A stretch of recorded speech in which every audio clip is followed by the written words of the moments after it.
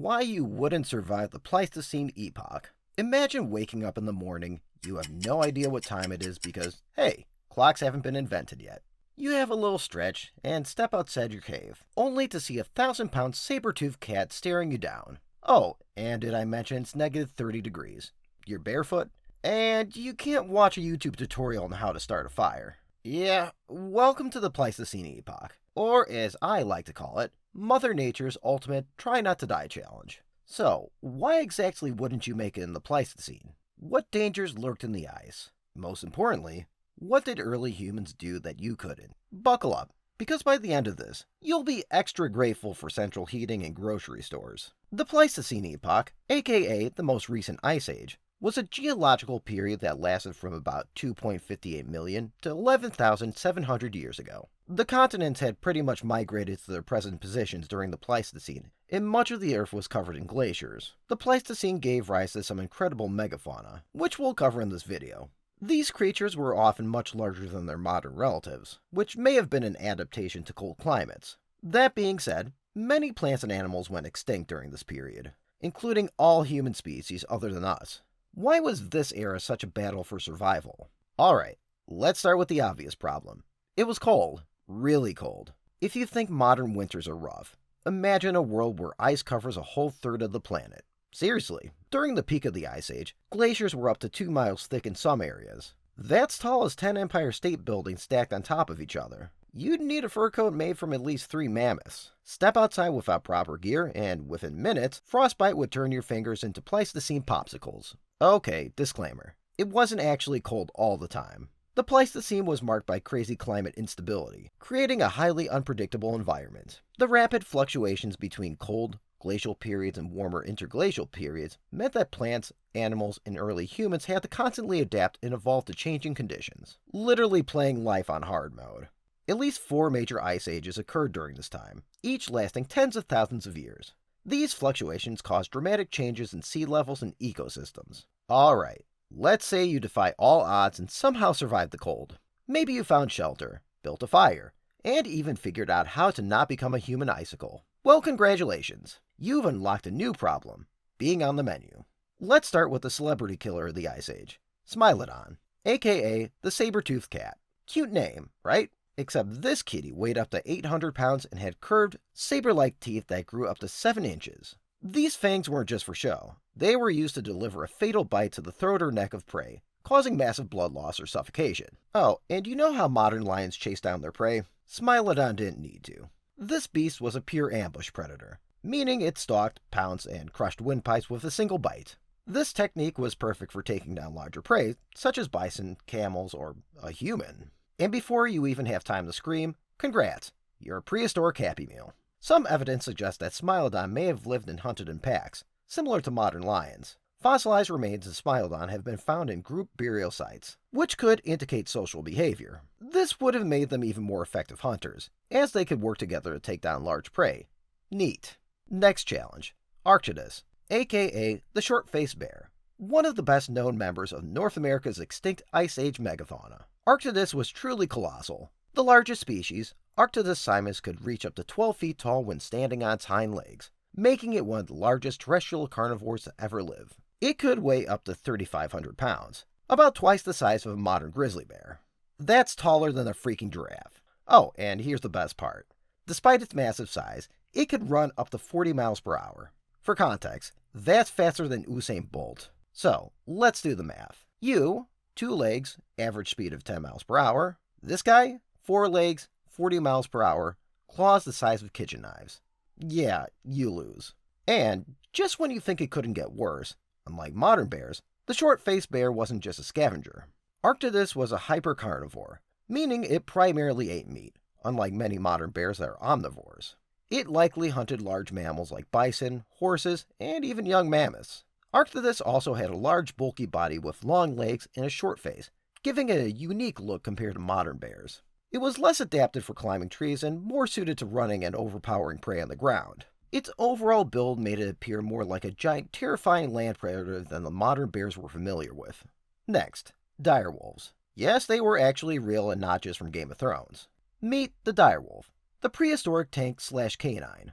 twice the weight of a modern wolf, with a bite that could crush a bone like a potato chip. These bad boys were 25% bigger than modern wolves and had a bite force stronger than any living canine today. Translation? If they locked onto your leg, you weren't getting it back. Direwolves weighed between 125 and 175 pounds, and unlike the short-faced bear, they hunted in massive packs. So, even if you somehow fought one off, spoiler, highly unlikely, you then have 20 more circling, waiting for their turn. So yeah, you wouldn't be eaten as a whole, you'd be shared like an all-you-can-eat buffet. Still think you'd stand a chance? Well, let's not forget Megalania. Oh, you thought the nightmare fuel was over? Nope, because slithering onto the scene is Megalania, a 23-foot venomous armored reptile that inhabited Australia during the Pleistocene. Imagine walking through the Pleistocene outback, thinking you're safe from the giant mammoth, bear, and wolf, when suddenly, hiss, you hear something massive moving through the bush. Before you can even turn around, bam! A 1,000-pound scaled killing machine lunges at you, jaws wide open. Oh, but I'll just outrun it. Yeah, about that. Megalania wasn't just big, it was fast. Experts believe this thing can hit speeds up to 11 kilometers an hour, and once it bit you, game over. Its venom rapidly dropped blood pressure, causing massive internal bleeding, paralysis, and left its prey too weak to fight back. As one of the top predators in Pleistocene Australia, Megalania would have hunted large herbivores like giant wombats, giant kangaroos, and possibly even small mammals and reptiles. Its size and strength would have made it a formidable opponent for any prey. Next up, Megatherium, aka the giant ground sloth. Okay, I know what you're thinking. A sloth? Really? That doesn't sound too bad. Oh, buddy, you have no idea. Meet Megatherium, a 10-foot tall, 4,000-pound walking fortress with the claws of Wolverine.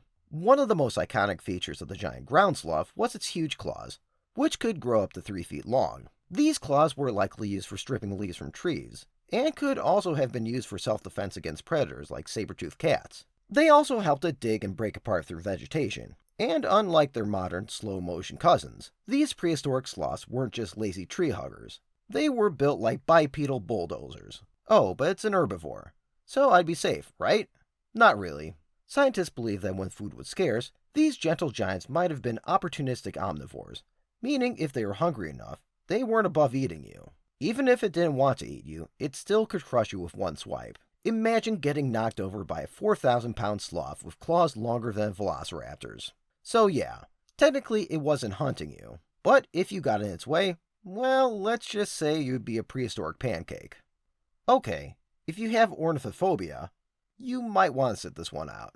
Enter Phorusrhacos, aka the terror bird.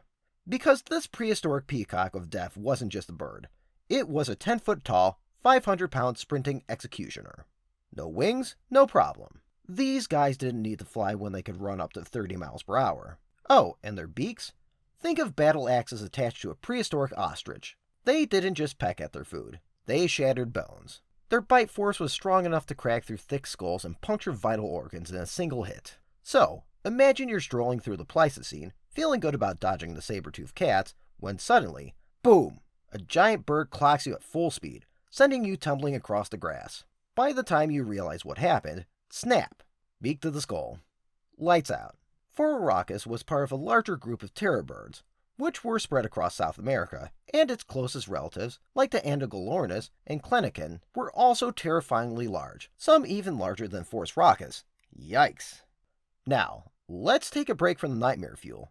Oh wait, never mind, because next up is Megaloceros, aka the giant Irish elk, aka the deer that could absolutely wreck you. This wasn't just a deer. This was a 1,500-pound, 7-foot-tall walking set of medieval weapons. Its antlers alone, they could stretch up to 12 feet across, wider than most cars. And those antlers weren't just for show. During mating season, males would engage in brutal fights, slamming into each other at full force. If you happened to be in the way, well, let's just say getting impaled by 80-pound antlers wasn't the best way to go. Oh, but it's just a deer, I'll be fine. Buddy, modern mooses have been known to chase down and trample humans. Now imagine a moose twice its size, angrier, and with antlers the size of a dining table. So yeah, even if you found yourself face to face with this prehistoric beast, your best bet?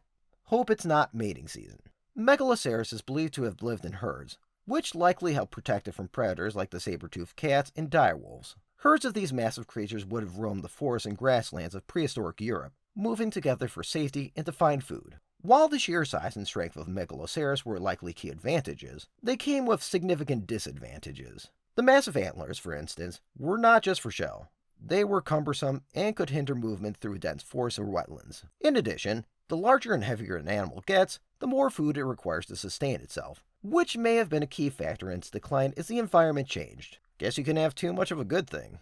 Alright, let's be real. None of us would survive the Pleistocene, not with our Wi-Fi addictions, DoorDash habits, and our absolute lack of basic survival skills. But hey, don't feel bad. Even the actual Pleistocene animals didn't survive in the long run. Climate change, competition for food, and hunting by one particular species, humans, made it tough out there, which is why we don't see any megafauna stopping around these days. Yet somehow, we as a species managed to defy all odds and make it to where we are today. So, while we might not be cut for any Ice Age showdown, we did win the long game. So go ahead, enjoy your central heating, your grocery stores, and the fact that no one is currently trying to eat you. If you enjoyed this trip back in time, check out our other videos and hit that subscribe button. Trust me, history only gets wilder from here. And as always, stay curious, Fossil Files.